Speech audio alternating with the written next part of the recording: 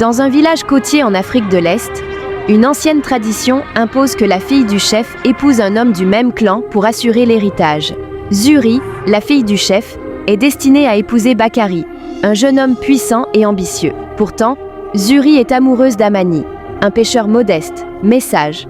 Le dilemme entre l'amour et la tradition plonge Zuri dans un conflit familial déchirant. Un matin, un tambour sacré retentit dans tout le village, annonçant l'heure pour Zuri de choisir un époux. Conformément à la tradition, le chef de la tribu, son père, réunit les anciens pour annoncer que Bakari est l'homme idéal pour perpétuer la lignée. Zuri, assise à côté de son père, reste silencieuse, cachant ses véritables sentiments. Amani, assis parmi les villageois, jette des regards furtifs vers elle. Zuri, le cœur lourd, se confie à sa mère dans une hutte à l'écart. « Mère, je ne peux pas épouser Bakari », dit-elle doucement.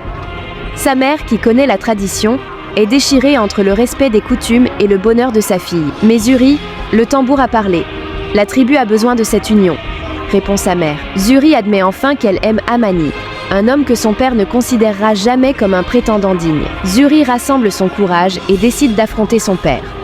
Dans la grande case du conseil, elle se tient droite devant lui. « Père, je dois vous parler. Je ne veux pas épouser Bakari. » Le chef, étonné par l'audace de sa fille, fronce les sourcils. « Zuri, il n'y a pas de place pour l'amour dans ce choix. Tu dois penser à notre peuple. » Mais Zuri insiste. « Amani est l'homme que j'aime.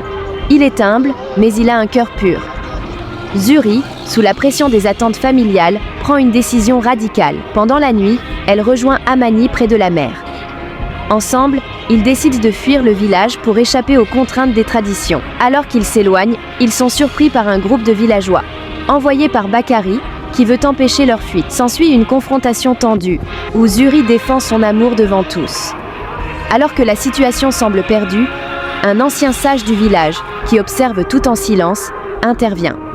Il rappelle une vieille légende oubliée.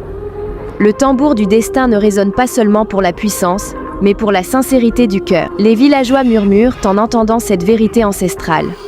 Le père de Zuri, surpris, commence à réaliser que l'honneur du clan ne réside pas uniquement dans le pouvoir, mais aussi dans la loyauté et l'amour véritable. Sous l'œil attentif des anciens, le chef accepte enfin la décision de sa fille.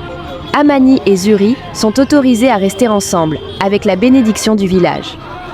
L'histoire se termine avec la réconciliation de la tradition et de l'amour, montrant que même les coutumes les plus anciennes peuvent évoluer lorsque le cœur et la sagesse se rejoignent.